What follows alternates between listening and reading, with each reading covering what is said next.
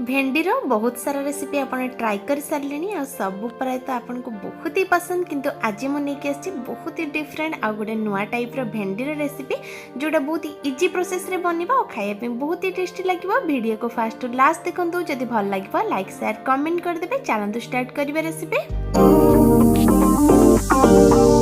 भेंडी दबाक मसला आम आगे प्रिपेयर करना। मसला मुझे पाखापाखि अधा कप बुट डाली को भिजे नहीं अध घंटा 45 मिनिट आगु बुट डाली को भिजे नहीं आ डाली आमर ए भल कि भिजी जाइए। गोटे ग्राइंडर जार नहीं नौ आ बुट डाली जहाँ को आम भिजे रखी आम ग्राइंडिंग जार को देदेबा। एथिरे जेते कम पारिबे पानी ऐड करबा एक भल कि मुझे गोटे पेस्ट बनै नौची। बुट डाली को मुझे बाटिकी नहीं हल्का देखो खदड़ांश अच्छी एमती ही आमको हल्का खदड़ांश रखिकी बाटिबार अच्छे। पानी जिते कम हम से भल। एबे मसला को आम साइड रखीदे। मुझे गोटे कुटनी नहीं नौची से देदेवी अल्प किसी रसुण। आप जी मात्रा मसला प्रिपेयर करने चाहूथे भेंडी को देखिकी मसला प्रिपेयर करने।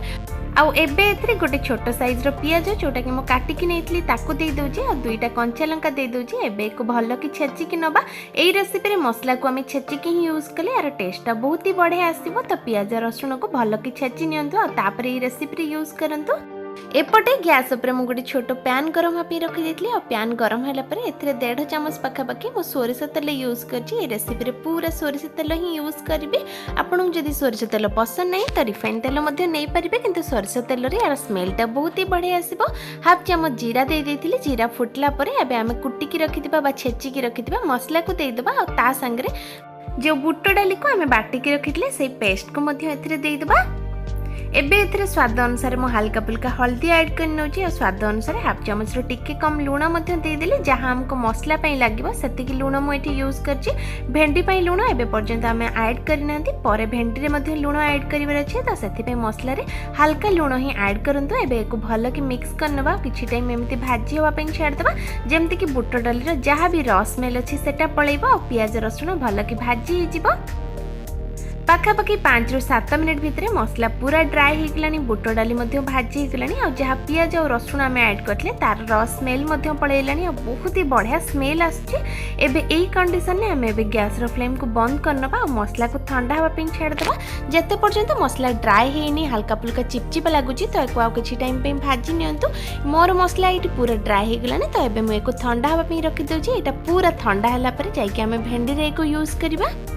मसला ठंडा है भितर एपटे चलतु भेंडी काटिकी रेडी करनबा। मुझे पाखापाखि 250 ग्राम भेंडी नहीं आगुरी ही भल कि धोईकी पोछिकी एठी नहीं एबे आग दुई पट जाक मुंडी बाहर करनबा मझिर एक फाड़ा करनबा। जदि आगुरी आपण केबे गोटा भेंडी भजा बनैथिबे तो परफेक्टली सेमिति ही एको काटी नबार अछि। मुझे सब भेंडी को भल के काटी नौची और ये रेसिपीटा बहुत ही यूनिक और डिफरेंट रेसिपी जोटा कि एकदम नुआ रेसिपी घरे ट्राई कले आपन को मध्य बहुत पसंद आसीबो। एठी मु सब भेंडी को काटिकी रेडी करनेलेनी और भेंडी मझिर मो फाड़ा कर नहीं किंतु भेंडी को बिल्कुल भी अलगा करिनी।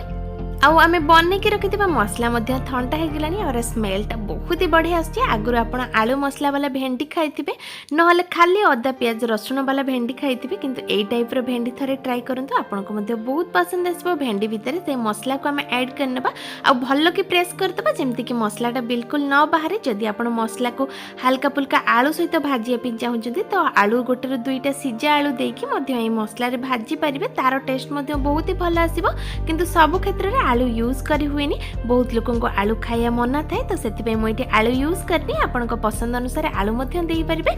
सब भेंडी रे मुझे मसला को देकी पूरा रेडी करनेली। एबे को साइड रे रखी नबा और गैस ऊपर गोटे कड़ाई गरम करनबा। मुझे गोटे पैन गरम हुआ पे रखी दीजिए और से तेल अच्छी तेल गरम है एथिरे हाफ चामच सोरिष ऐड करनेली और गोटे बड़ चामच धड़ा राशि ऐड करनौची।